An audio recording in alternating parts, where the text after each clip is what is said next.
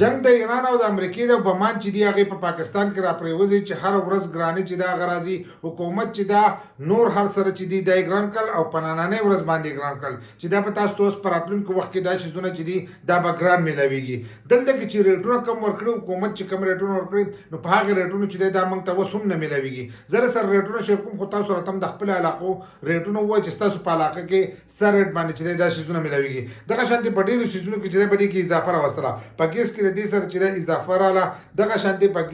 دغه کې چې په دې کې اضافه رااله په بدلی کې چې دا په دې کې اضافه رااله دغه شانتي په دوايانو کې چې د پاغه کې اضافه رااله په دوايانو کې چې 200% د دې چې اضافه راوستله او پاغه دوايانو کې راوستله چې کم لازم دي لکه شوګر بلډ پریشر د سر د مرض د زړه چې کم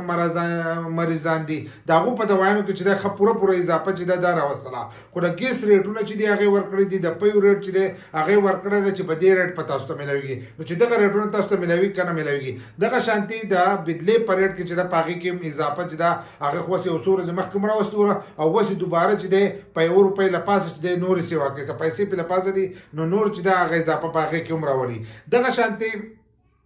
په ګیس کې چې په ګیس کې موږ پېټرول یادو کنه چې پېټرول کې 55 روپۍ چې اضافه راوستله خو دلته موږ ګیس ته نه ګورو زموږ زیاتره ګاډي چې دی هغه په ګیس باندې چلیږي نو چې په ګیس باندې چلیږي نو د دې د وجنه په کرایو کوم اضافه راځي نو 78 روپۍ یو کیلو چې دا ګران کو د ال پی جی 78 روپۍ یو کیلو چې دا ګران شو نو دوی وایي چې دا غیر ریټ چې شو د 78 روپو رسي واقعیدو سره ریټ د ال پی جی څه شو یو کیلو چې دا نو دا به تاسو ته ملويږي دلته کې ریټ ورکړه ده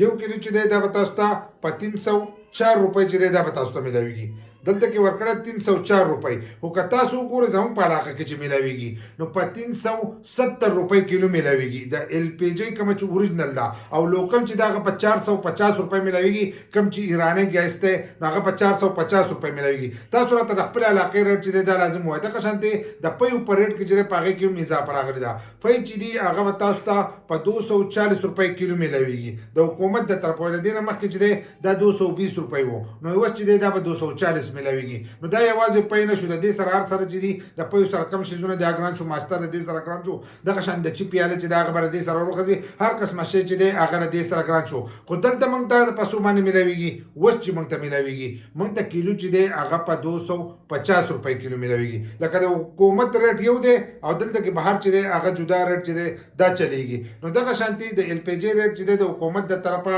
304 روپۍ دي 304 روپۍ دي او دلته زموږ په علاقه کې چې دی په 370 روپۍ باندې چې دی د ال پی جی ملويږي دغه شانتي لوکل چې دی هغه پکې په 400 لپاسه ملويږي په 450 روپۍ باندې چې دی هم کې نه ملويږي نو تاسو سره د خپل علاقې ریټ چې دی دا لازم شریک چې تاسو ته په سر ریټ کې ال پی جی ملويږي او په سر ریټ کې د پې کیلو چې دی دا تاسو ته ملويږي نو حکومت چې دا نوې ګرانر راوستل او دا نن ریټونه دي